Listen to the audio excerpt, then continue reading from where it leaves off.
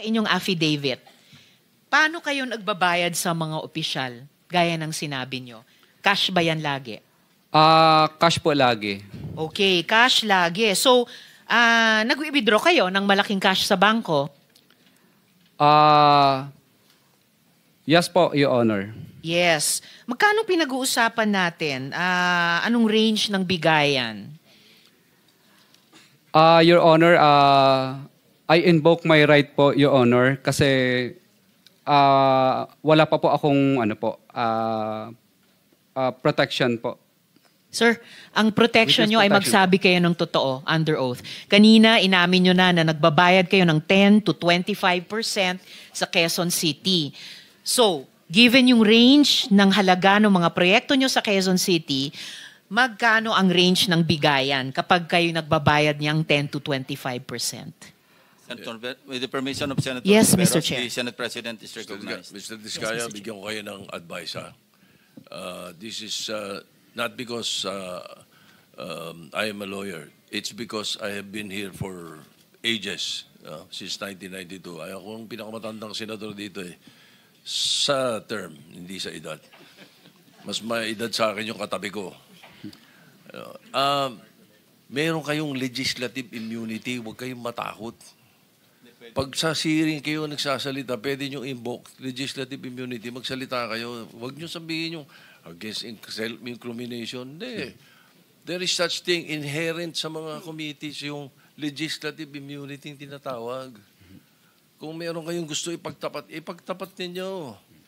Hindi pwedeng gamitin sa inyo pag sa hearing nyo sinabi. Makakatulong kayo sa amin at matutulungan din namin kayo. Yun ang gawin ninyo. Tanong sa abogado nyo, alam ng abogado nyo yan baka lang, ayaw nyo lang talagang sabihin yung dapat Di ba? Huwag kayong matakot at meron po kaming maibibigay sa inyong legislative immunity tinatawag. Your Honor, Salamat, okay lang po Mr. ba? Chair. Itatanong ko lang po muna sa legal counsel ko po. Mr.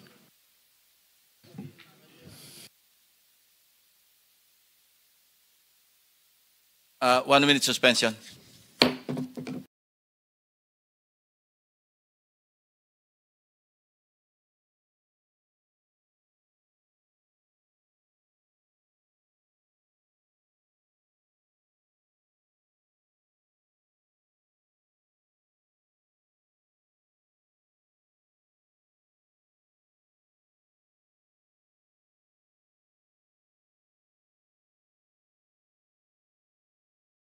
Always been implied, lalo na pagka hiniling nung resource person or nung witness. Pag hiniling niya na yung sasabihin niya ay hindi pwedeng gamitin sa kanya, pwede mo nang hindi gamitin yung self-incrimination na yan na sinasabi. So, just for the record, so there is no direct law, pero ang naging practice implied ang legislative immunity. Yes, what the Senate Once President requested. what the Senate President is saying is hindi po blanket yung legislative immunity. Pwede nyo invoke subject to the approval of the committee, pero kailangan mag-tell all kayo kung kayo bibigyan ng legislative. As the Senate Once President requested. what the Senate President is saying is hindi po blanket yung legislative immunity.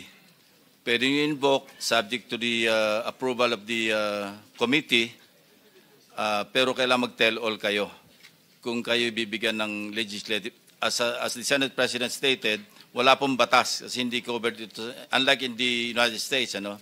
Pero napapractice namin yan, even during the time of Senator or Senate President Drilon. Wala naman pong nagko-question sa court. So it has been a practice for the longest time na pwede mag-grant ng legislative immunity ang committee, any committee or standing committee for that matter. So it's up to you if you want to request the committee, if you want to invoke legislative immunity, then we will rule on it.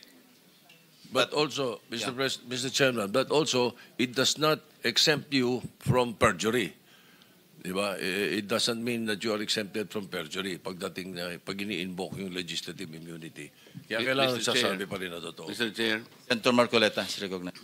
may I clarify that because Senate President said that by tradition, we can extend legislative immunity.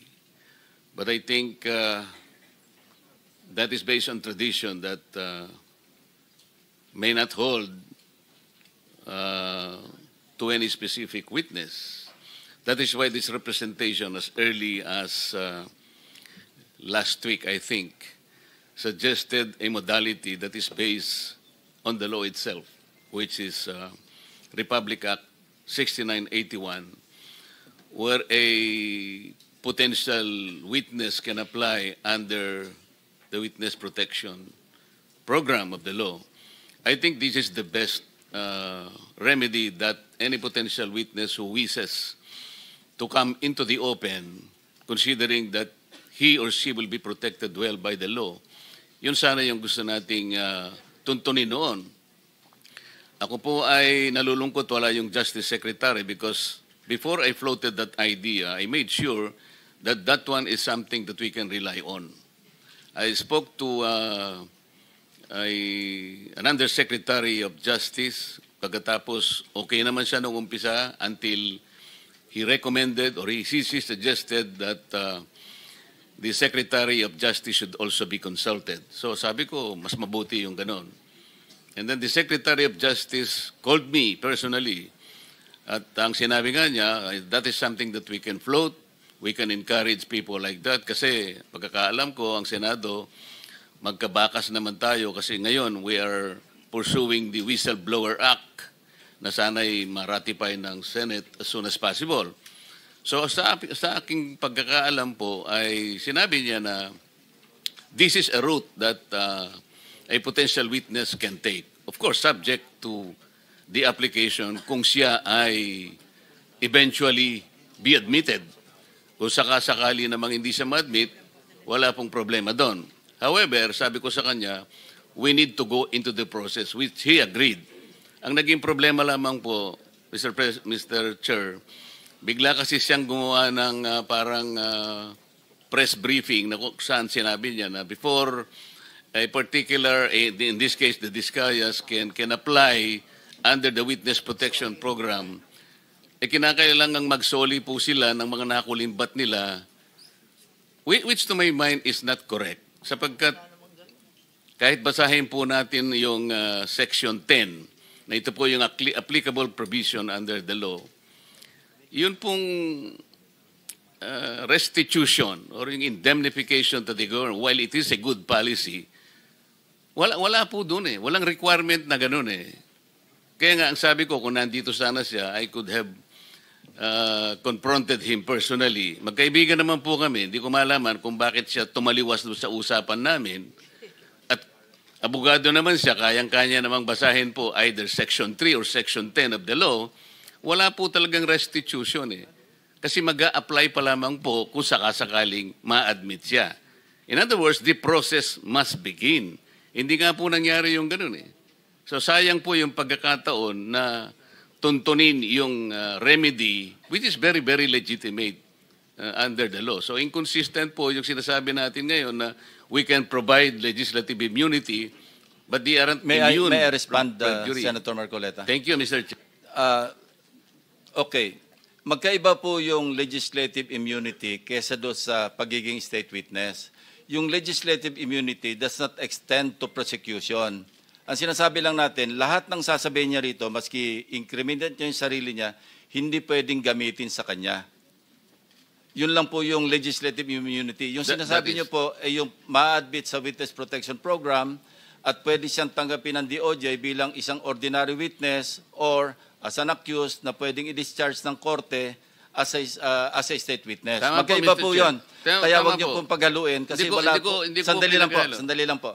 Wala po tayong jurisdiction doon sa pag-admit sa Witness Protection Program. Under the law, pwede lang tayo mag-recommend. Pero iba po yung pag-uusapan natin, legislative immunity which is implied or inherent sa Congress or sa Senate, for that matter, na kasi meron tayong power of contempt, pwede i-extend yan sa power din to dito. Pero may mga ruling din po dito ang Korte Suprema. At wala naman pong nagdudulog sa Supreme Court. Ginagawa natin ito, as I said, for the longest time, wala naman pong nagko-question.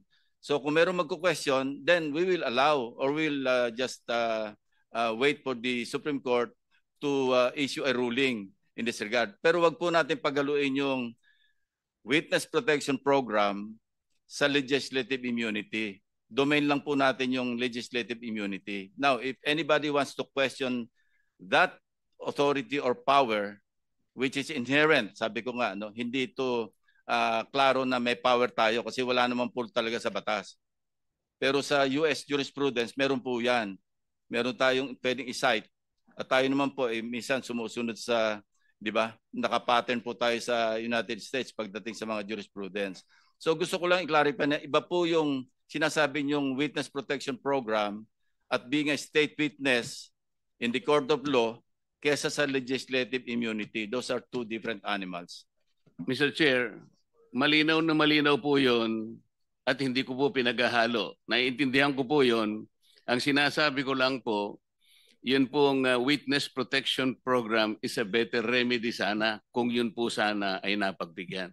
Hindi ko po pinaghahalo yun sapagat malinaw po sa akin, iba po yung course ng legislative inquiry, iba nang po yung remedy na yun po ay ibinibigay legitimately. Thank you. ng batas. Thank you Salamat very po. much, Senator Marcoleta. Thank you for watching.